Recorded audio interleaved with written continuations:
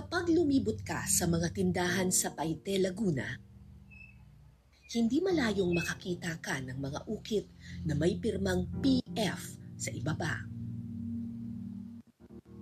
Gaano man kalaki o kaliit, detalyado ang mga ukit. Ayon sa mga tindero, ang mga obrang ito ay gawa raw ni Pio Fadul, isa sa pinakamagaling na mang-uukit noon sa Paite.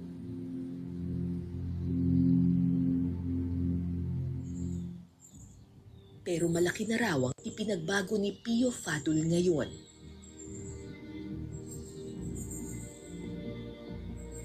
Sa loob ng 20 taon, imbis na sa museo o mga ukitan, sa gubat na raw siya madalas matatagpuan.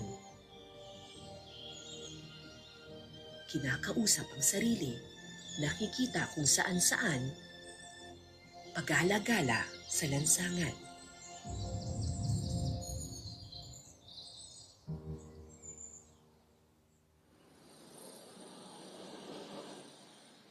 Kilala ang Paite sa probinsya ng Laguna bilang carving capital of the Philippines.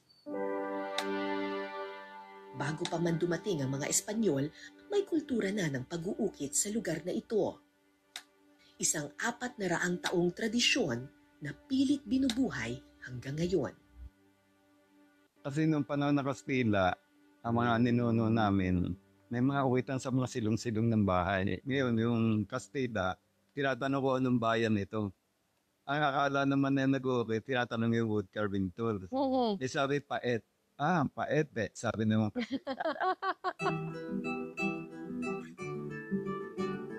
Si Mang Luis Akak ang isa sa pinakatanyag na mang-uukit sa Paite. Bata pa lang siya, hilig na niya ang pagguhit. Kaya kumuha siya ng kursong Fine Arts sa UP at naging illustrator ng mga comics. Pero sa pagdaan ng panahon, nagdesisyon si Mang Luis na bumalik sa Paite para ituloy ang kinagisnang tradisyon. Binuhay niya sa kahoy ang kanyang talento sa pagguhit. Naalala ko ang mga ukit na may pirmang PF. Kilala kaya siya ni Mang Luis? Si Pio Padel, mas bata sa akin, pero nakakaukit siya ng mahusay, talagang umukit siya ng araw. Yun yung mga trabaho niya, mga nara na mga mural na makakapal. Iniukit niya ng talagang malalim yan, tapos umukit siya ng maliliit na item na gamais lang ang mukha. Hinahanga naman namin ng araw yun. Ay, nasaper. Kita yung mukha, no? Lalo akong naintriga sa manguukit na kung tawagin Pio Fadul. Gaano nga ba siya kahusay sa pag-uukit noon? Sa isang gallery sa Paite, nalaman ko na hindi lang pala kahoy, kundi pati bato, kaya raw ukitin ni Pio. Si Pio Fadul ay isa sa pinakamahusay na pag-uukit sa bayan ng Paite. Kinikwento ng namayapa kong asawa, na magaling talaga si Pio at kahit daw maliit na piraso ng kahoy na parang palito lang ng posporo, nung panahon na kagalingan talaga ni Pio mag-ukit, kaya niyang idetalye ang mukha. Pero noong taong 2003, bigla raw nagbago si Pio. Palado siya namamasyal sa bayan ng Paite na nakakabayot.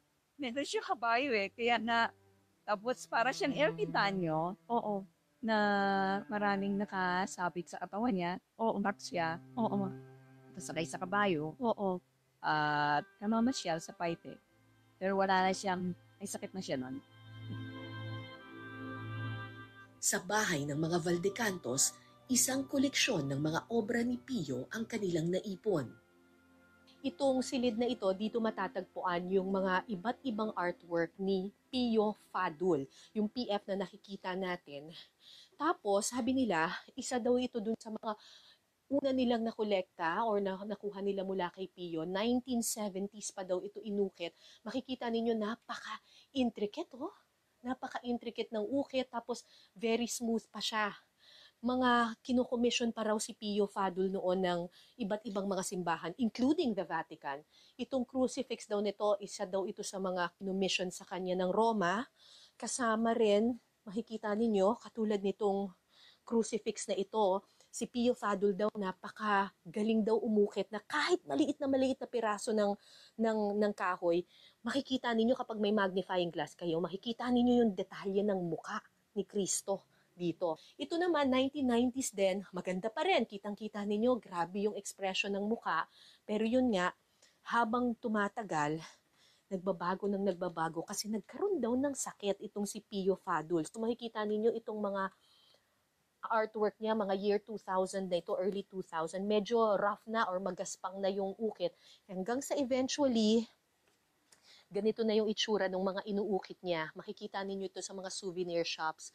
Ito yung mga ukit ni Pio Fadul na nabibenta na lang for 450 pesos. Pag-alagala man sa kalsada at nagkaroon man ng sakit, patuloy na tinangkilik ng pamilya Valdecantos ang mga ukit ni Pio.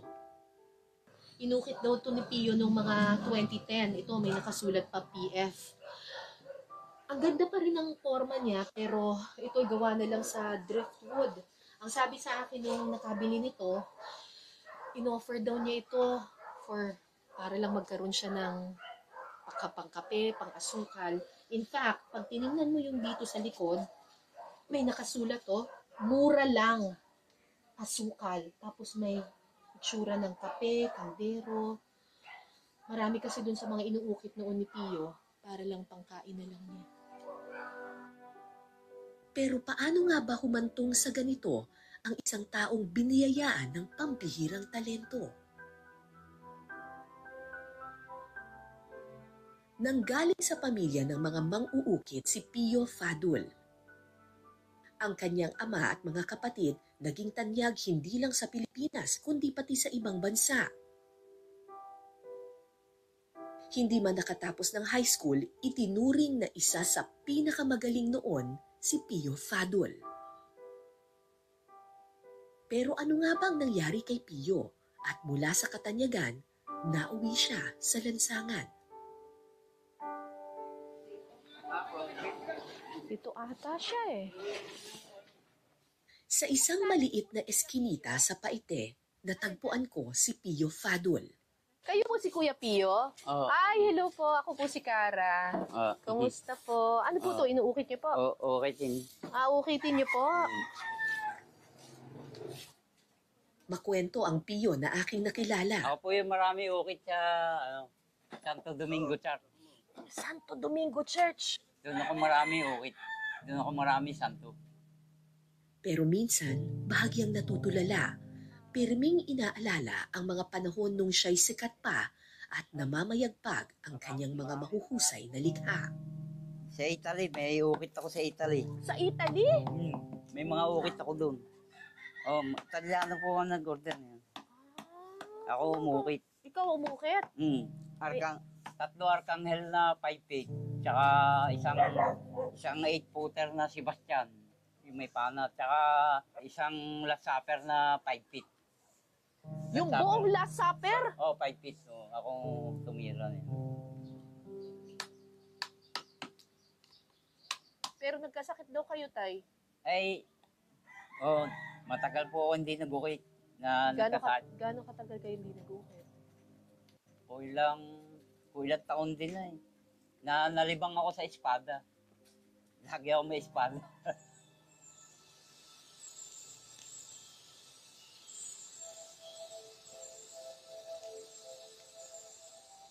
Ikinuwento niya sa akin ang mga panahong tumira siya sa gubat at ang araw na may nagpakita umano sa kanya. Si Kristo nagpakita sa akin. Si Maria nagpakita gumanito. Nagpakita sa akin. Birhing Maria? Nakita ninyo? Nagpakita yun. Tsaka si Kristo. Kaya, Saan? Saan nagpakita? Sa may talon. Sa gubat? Ano sinabi sa inyo? Wala, gumanto lang sa akin. Gumanyan.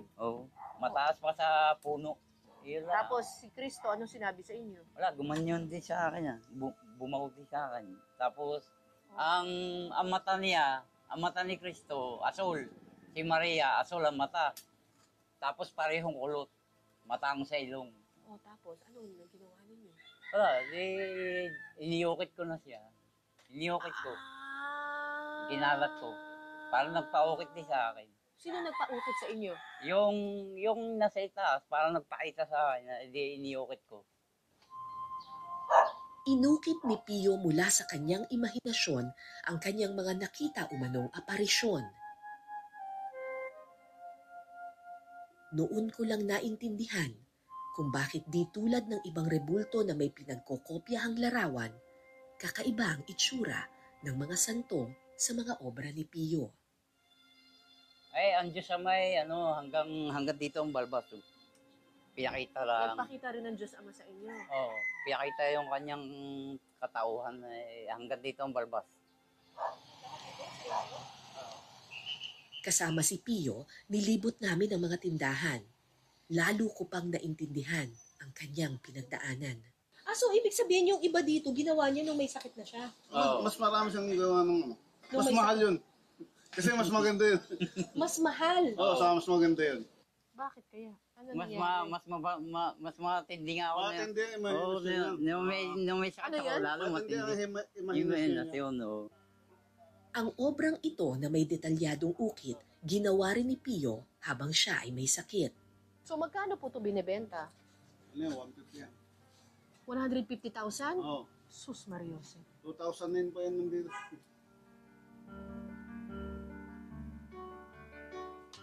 Ayon kay Pio, marami sa kanyang mga inuukit ngayon, binibenta na lang niya ng halagang 400 piso. Sapat lang pambili ng ulam sa araw-araw. Gayong ang bentahan sa kanyang mga obra, libo-libo ang halaga. At kung susuyurin mo pa ang social media, may mga ukit si Pio na $1,000 ang presyo. Nakalulungkot isipin kung sino pa ang pinayayaan ng kakayahan, siya pa ngayon ang lugmok sa kahirapan. Kahirapan din ang nagtulak kay Chef Mel Avino para lisanin ang kinagisnang talento. Iniiwan ko yung wood carving. Unang-una, mahirap gawin, matigas. Ang tagal ng kita. Matagal kumita siya din. Pero, yun nga, Tapos maliit lang din. malit din. Maliit ang kita. Malit ang kita. Minsan kasi, kung ako'y trabahador lamang, so magkano lang naman ang ukit. Tulad ng maraming taga-Paite, mang-uukit din ng kahoy ang tatay ni Chef Mel. Pero gaano man kahusay sa pag-uukit ang kanyang ama, kapos na kapos daw ang kanilang kinikita. Yung pati ko kasi, namamasukan lang. So, magkano lang yung ukit na inaano niya. Ay kami 6 na magkakapatid, Oo. so nahirapan siya. Magkano lang ang kinikita ng trabahador na manguukit? Natatandaan ko noon, nagbibigay lang siya ng 2,000 kada linggo. Pero Every ang week. mamahal po ng mga ukit Bakit 2,000 lang? Ay kasi yung presyo lang noon, nung pag-ukit. Kung nasa, kung may-ari Oo. nung craft, Oo. handicraft, Gallery. Oo. gallery, handicraft. So, mura ko lang makukuha doon sa, at magkano lang yung ukit ay babayad ko sa kanya. So para kumita ka sa pang-uukit, ano ang kailangan? Kailangan sarili mo. Ikaw ang magmamanage. Ito ang dahilan kung bakit nagdesisyon si Chef Mel na mangibang bansa at dito umukit siya ng bagong landas. Kung dati kahoy ang kanyang inuukit, ngayon sa gulay at yelo siya lumilikha ng mga obra. Kaya iniwan ko na rin. Tsaka, hindi ako nagsisi dahil nagkapangalan ako. Yung tatay ko hindi nagkaroon ng pangalan, so sobrang galing niya, nabigyan ko siya ng pangalan sa industry ng culinary art. Kumpara sa kahoy, mas madaling ukitin ng yelo. Pero dahil natutunaw ito, kailangan mabilis kang kumilos.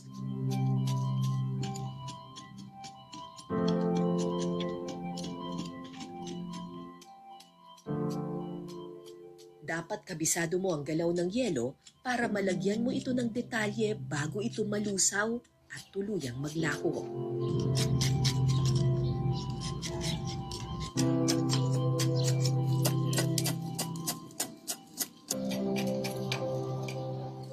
At ang pinakamasaklap sa lahat, kapag natapos na ang obrang iyong pinaghirapan, unti-unti lang itong matutunaw.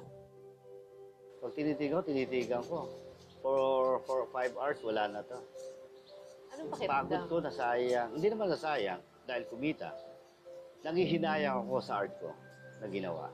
Na dapat ay nailalagay sa gallery, nakikita na madaming tao, nakikita ng mga batang sisibol, na batang generation.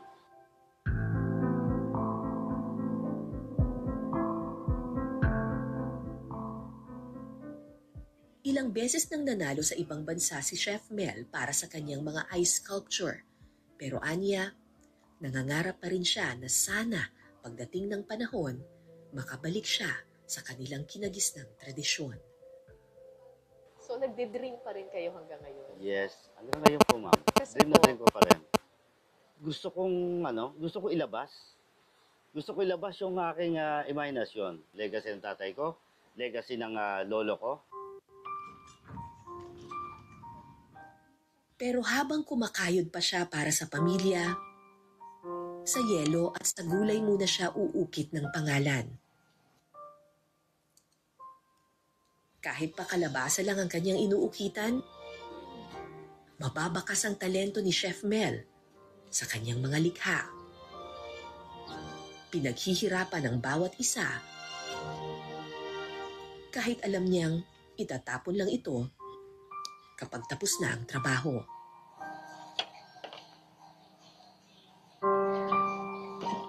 Habang nag-uukit si Chef Mel,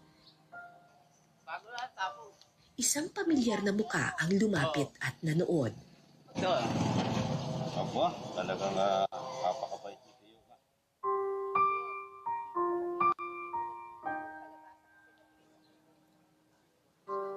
Isa lang ang naisip ko nung mga oras na iyon. 400 taong pinanday ang talento ng mga mang-uukit ng paite. Nakapanghihinayang Ganda! na kailangan pa nilang makipagsapalaran para lang kumita at mapahalagahan.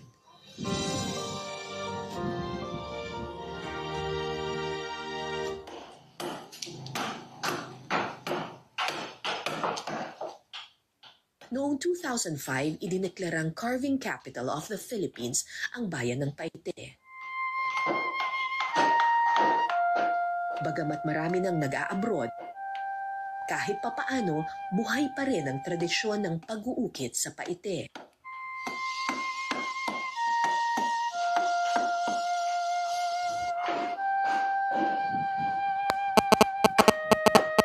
Isa sa mga master carver ng bayan si Paloy Cagayat. Nagmula sa mahabang linya ng mga mang-uukit si Paloy. Mula sa kanyang lolo Dionisio hanggang tatay na si Justino, kilala sila sa pag-uukit ng mga santo.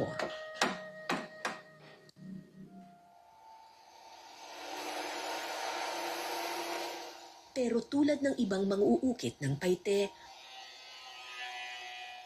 may problema rin kinakaharap si Paloy. Ang problema sa kahoy. Kasabay ng pagdedeklara sa Paite bilang carving capital, ipinatupad din ng gobyerno ang isang total log ban.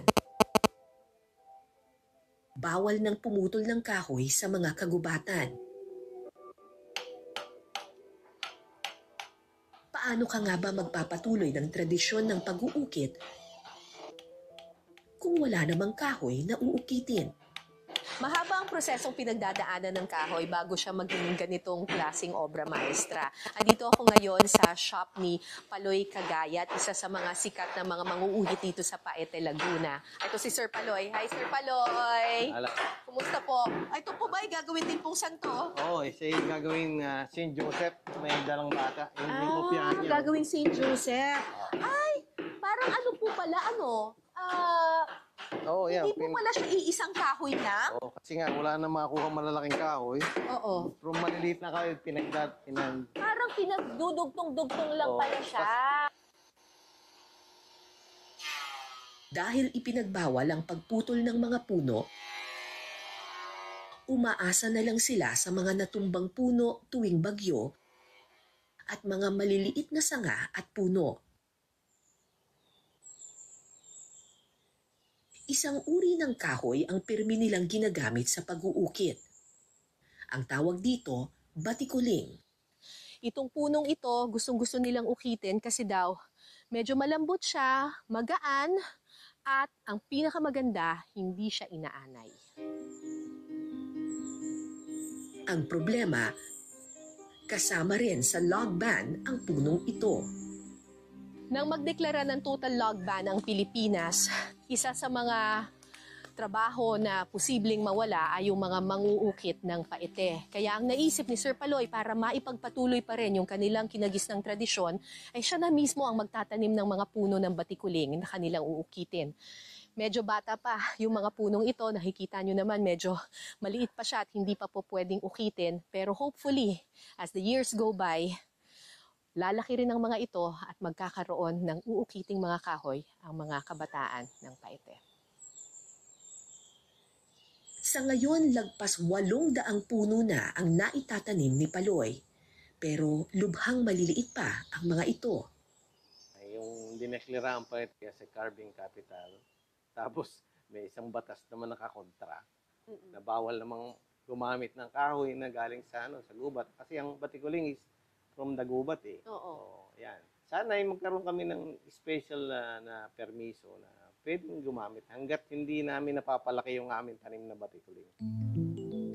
Naglabas na ng resolusyon ng pamahalaang bayan ng Paite para mabigyan sila ng exemption sa log ban.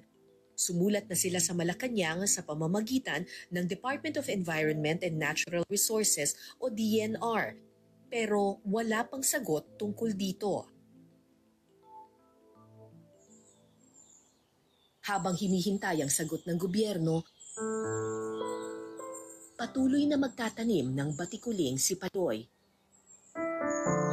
Hindi na para sa kanya, kundi para sa mga batang magmamana ng kultura. So itong ginawa niyo pong pagtatanim ng batikuling, hindi lang ito para sa shop ninyo. Hindi. Para sa mga bata ng Paite. Para ano po? Para kung halimbawa magkaroon na interest sa pag-uukit din, meron silang maukit ng batikuling. Ang tanong, meron pa bang batang gustong mag-ukit? Yan ang abangan. O susunod na kabanata.